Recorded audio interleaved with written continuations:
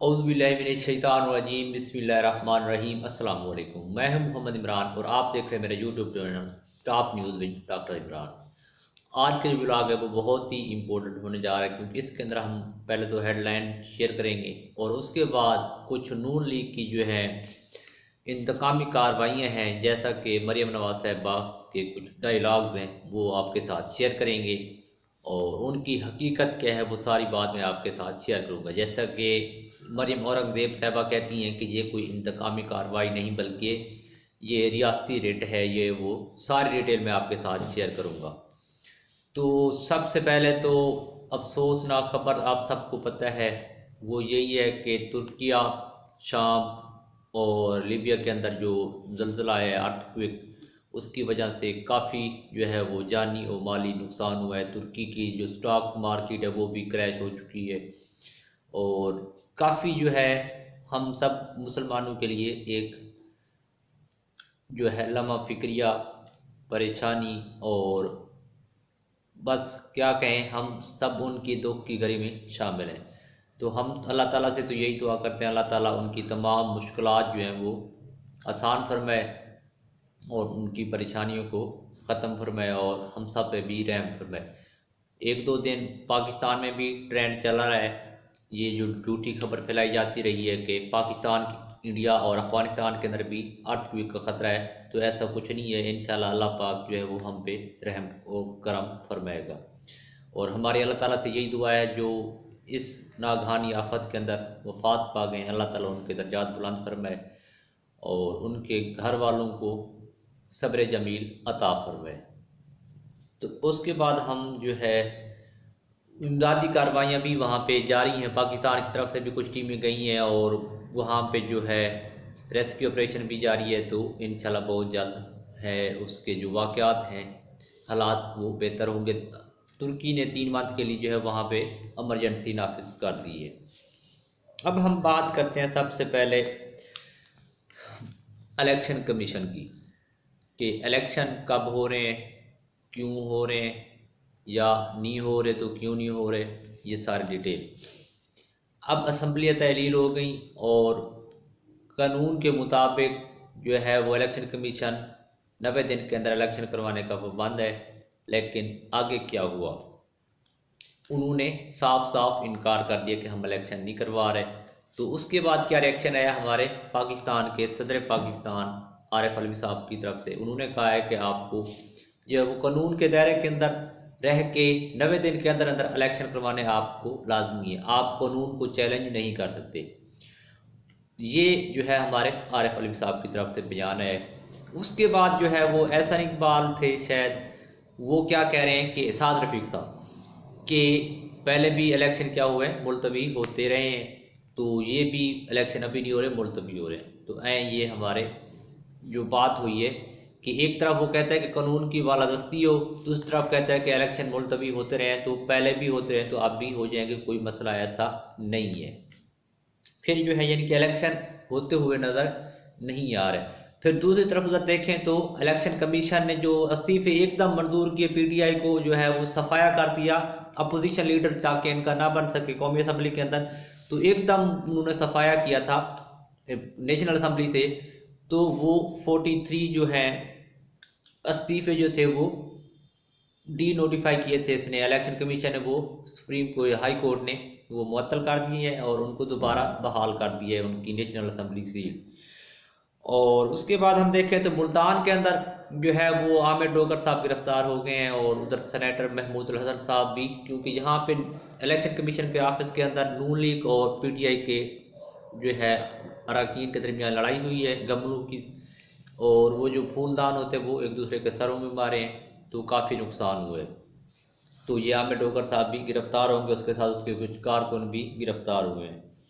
फिर हम बात करें शेख रशीद साहब की, तो शेख रशीद साहब जो कहते थे कि मैं इतने साल जेल में रहा, मेरा जेवर जो है वो हथकड़ी है, ससुराल मेरा जेल है, तो वो बेचारे जो हैं आजकल काफ़ी रो रहे हैं, जेलों में भुगत रहे हैं और अब मरी की जो है अदालत के अंदर कल उनको पेशी के लिए पेश किया जाएगा। तो अब ये सारी चीज़ें देखी जाएं एकदम, तो बात क्या आती है, मरियम साहबा जैसे ही पाकिस्तान के अंदर आई, उधर से इमरान खान ने जो है असम्बली तहलील की तो तब वो आई। तो उसके बाद से अब तक परवेज़ इलाही के घर पे छापे मारे जा रहे हैं।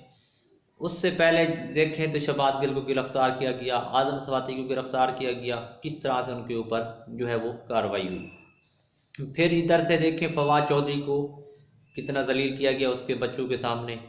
फिर हम देखें इधर इमरान रियाज खान, अब वो एक एंकर है, आप उससे इख्तलाफात कर सकते हैं कि वो इमरान खान की ज़बान बोलता है या किसकी भी बोलता है, आप उसकी ज़बान नहीं रोक सकते। जो कुछ भी हो, आप सहाफ़त है उसने तो बोलना है।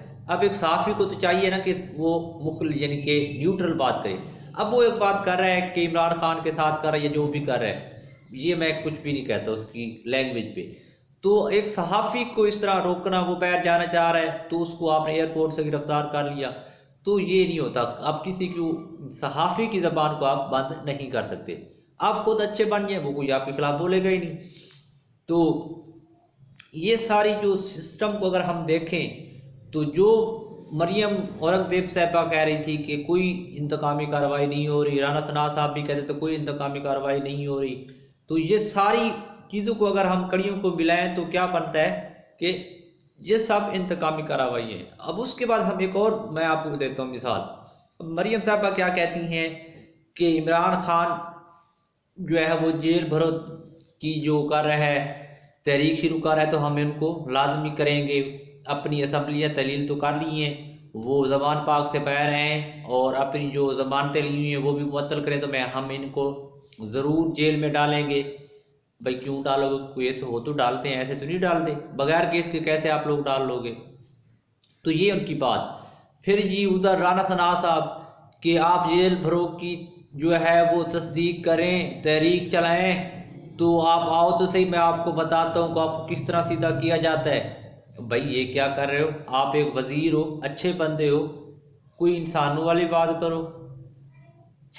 तो एक तरफ अब ये इन्होंने इस सिस्टम में क्यों किया है, अब इसकी वजह ये है कि ये इंतकामी कार्रवाइयाँ क्यों कर रहे हैं। हमें तो न्यूट्रल होके हर लिहाज से हर तरह से बात करनी है, ये सब क्यों किया जा रहा है। अब पीटीआई दौर था, राना सना को कैद किया, मरियम नवाज को कैद किया, नवाज शरीफ को कैद किया, शहबाज शरीफ को कैद किया, हमजा को किया, इन सब को यानी कि उन्होंने पकड़ा, जलील किया, घसीटा, जो किया, जरदारी साहब को कैद किया, किसी को भी नहीं छोड़ा इन्होंने। तो जब आप लोग पीटीआई के दौर के अंदर, इमरान खान ने यही कहा था ना कि मैं सबको रुलाऊंगा, भाई आप क्यों रुलाओगे, उनका कसूर है तो कानून के मुताबिक केस होगा।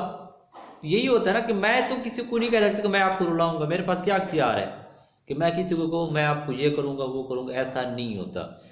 ओके, ये होता है कि मैं एहतसाब करूँगा, कानून के दायरे के अंदर चल के हम काम करेंगे। जब आप लोगों ने उनके ऊपर केसेस बनाए थे तो साबित तो नहीं हुए ना, चाहे चोर हैं जो भी हैं, आप उनको पकड़ तो नहीं सके। इतने साल सिस्टम चलता रहा है, अदालती निज़ाम ख़राब है तो किसने ठीक करना है, हमारे ऊपर इस्टेब्लिशमेंट है तो उसको ठीक किसने करना है, ये सब ने मिल के काम करना होता है। आपको लेके भी तो बाजवा साहब आए थे जिसके खिलाफ आज आप वो बातें करते हैं। तो ये सारा सिस्टम होता है। तो आप सबको जो है ये माननी पड़ेगी बात कि जो अब गिरफ्तारी हो रही है ये भी इंतकामी कार्रवाई थी, और जब पीटीआई के दौर में हुई थी वो भी इंतकामी कार्रवाइयाँ थी।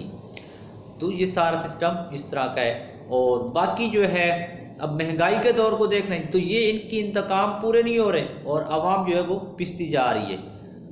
और आईएमएफ की क्या शरायत है वो बढ़ती जा रही है। एक आईएमएफ की शरायत जो है वो सबसे जो है अहम इम्पोर्टेंट और बहुत अच्छी है, वो ये है कि तमाम ब्यूरोक्रेट्स को जो है अपने असासे ज़ाहिर करने होंगे। तो ये उनका एक अच्छा इक़दाम है। उम्मीद करते हैं इंशाल्लाह ये सब जो है अपने असासे शो करेंगे। जो असिस्टेंट कमिश्नर और ये ब्यूरोक्रेट्स बन के बैठे हैं ये भी शो करेंगे और आवाम को इनका भी पता चले कि ये क्या कुछ गुल खिला रहे हैं। तो अब तक इतना ही, अपना ढेर सारा ख्याल रखिएगा। इंशाल्लाह मिलते हैं अगली वीडियो में, दुआ में याद रखिएगा। अल्लाह हाफिज़।